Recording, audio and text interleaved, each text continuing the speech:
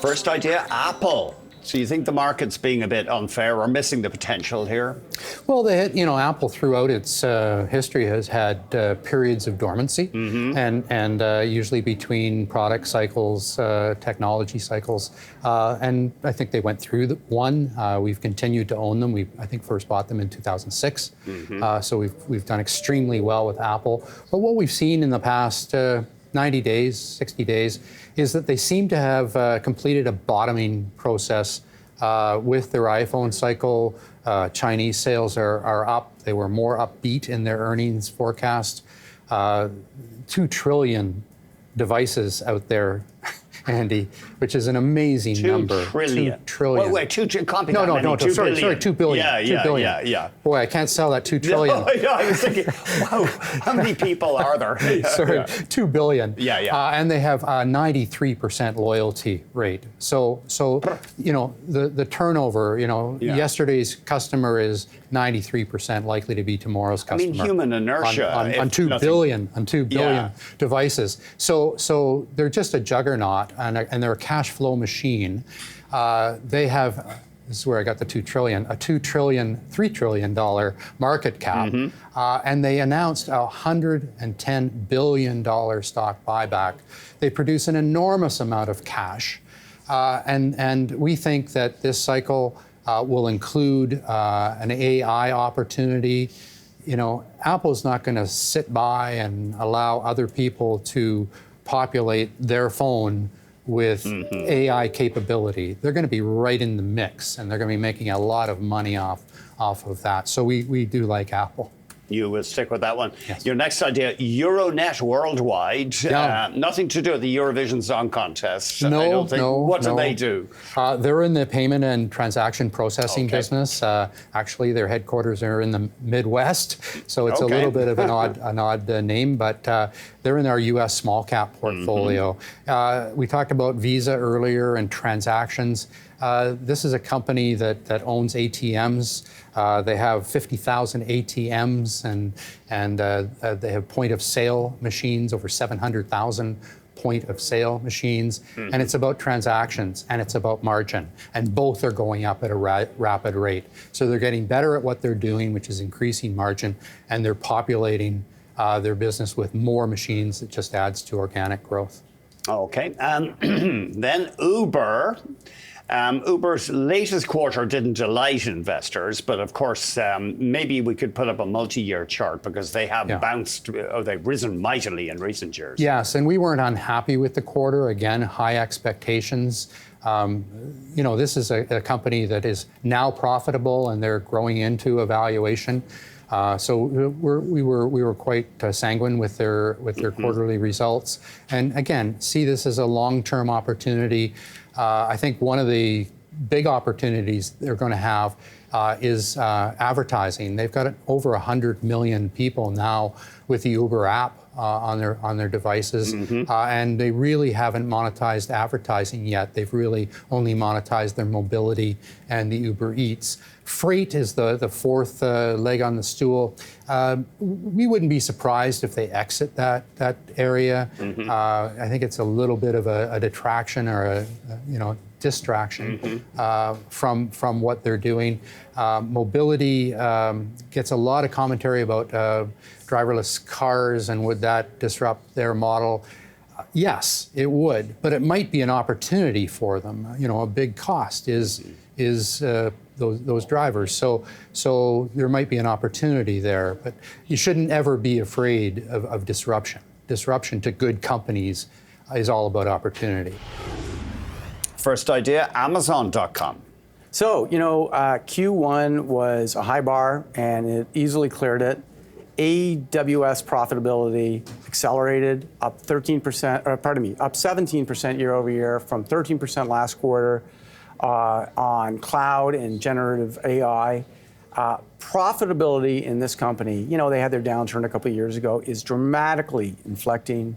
Consistent revenue growth for retail and advertising, which is huge. Free cash flow margins are rising. Management is very confident that they can balance both investments in the future and ongoing profits now, which is really important. I mean, we just saw Facebook just fell, or Meta, because of all their spend. But Google, Microsoft, and Amazon, they're all saying the same thing. They're reporting accelerating cloud growth here. And for a name that really is one of the premier stocks in the world, it's only trading at 32 times 2025 and growing at 31%. It's amazing it's still growing at that pace. It's still growing at that pace. The law of big numbers, not really applying to this. So PAG ratio close to 1. And everybody thinks that, okay, the stocks, there's no room left. Well, it's just kind of past its former highs from 2021 or whatever the pandemic surge was. So I think there's a lot more to go. And I think people that are afraid of valuation are missing out. So own Amazon here. Manulife, this one's had a run, but you see more upside. I mean, it's up 40% in a year nearly. This has been a top pick for a long time, and no one's liked it. No one's liked it. You were a voice in the wilderness. But it kept working for the eventual elimination of tail risk, for a really cheaper PE than its peers, and for a decent growth rate. They just had a nice beat, and they beat by 3%. Asia was up 21%. Their earnings per share were up 18%. Their ROE, which is, they haven't had the ROE like Sun Life, it's starting to get higher at 16.7. Higher for longer rates are helping this name. I think the fact that insurance companies are still a better place to be than the banks, and fund flows into that category continue to help. And what's the darling in the insurance group? I think it's Manulife. Even though it's had this very big move, it's only trading at 8.5 times and growing at 9% with a nice dividend and 8% dividend growth. So all in, ideally I'd like to buy it $1 lower, and I think you'll get the opportunity to, but I think this is still a name that's going to go higher and work for your portfolio over the next year or two. Okay, and then finally, you're keeping it pretty conservative here in the sense another insurance name. There's so many stocks you could buy here. Like there really are. There were golds we could go to. There were material names we could go to. There's tech, which we went to a little bit. But this is a stock that, even though we're talking about a soft landing, there's a lot of risks out there. And, presidential cycle, wars, soft landing, harder landing, stagflation that you mentioned earlier in the show. This stock has a very low sensitivity to the macro under any of those.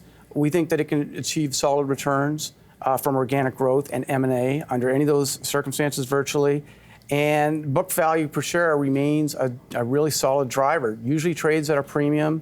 It's trading at a premium now on a price book, but on a PE, it's 14 times. Growing at 18%, really still works, solid term wealth builder. I could have picked some whippy stocks here that are poised to go, like a Methanex that's going to go higher, or as a core position, or even as an Air Canada that isn't getting the love that it should, and the stock's going to go higher. But this is a core position that if your A thesis doesn't work, you got a B thesis, not a question of if, it's when. And it's going to help your portfolio. All right, time now for top picks. We are starting with maybe a bit more of an obscure company, 3i Group. What's the play here? Yeah, so 3i, you're right, it is a bit obscure in that it's not the most well-known company, particularly on this side of the pond of the Atlantic. But I think the market cap of 3i Group is around 40 billion British pounds, so a very, very large company, and it's an investment holding company. It holds just under 40 different investments, but one company, it's a retailer, discount retailer called Action, makes up about 70 to 80% of 3i's share value. So that's really the reason why you would own 3i Group. And Action has operations right across continental Europe. It started in the Netherlands, branched out through France, Germany. Now it's moving into southern Europe, like Italy, Portugal, Spain, and it checks all the boxes we like in a retailer. It has a model that's very repeatable. It has upwards of 3,000 stores across Europe now. It's the same playbook in each store, very low cost to set it up. Inventory turns over really fast, and as they get S3I has grown from $1 billion in sales 10 years ago to $10 billion. As it grows and continues to grow, it gets scale benefits. They get cheaper, better prices on all their products. They pass those along to consumers, so consumers save more. And it's just a model that we think is going to keep churning out higher and higher growth. And Action is not public. Action is not public. So this is kind of a backdoor way to get exposure to that retailer. Exactly. Yeah. Interesting. Okay, United Health. This is interesting because these group of insurers have been pummeled, and here you are, you're ready to dip your toe in. Yeah, so United Health, it's actually rebounded quite strongly in the last month from its lows. So making good headway there. Yeah. It reported Q1 results that calmed a lot of fears. And now we see this is back into growth mode. So United Health, the biggest area of growth in United Health is the Medicare Advantage part. That's for senior citizens in the U.S. to they can opt into these programs that United Health and other health insurers offer. And it's all about how it's paid for by the government, and United Health will say, here's what benefits you can get under our program. And so the lower the cost programs like United Health can offer more benefits for what the government's going to pay them for. And ultimately, over time, they suck up more and more memberships and they grow that pool. And so we're at the point now where we're moving into a stronger pricing environment for Medicare. The government's been very tough on them over the last 18 months, which is part of the reason for the share price weakness. But now looking out, it's trading at just around 17 times for 15% earnings growth over the next 3-4 years. So if this is a Medicare Advantage play, why not take a look at CVS that got run over, or some of the others?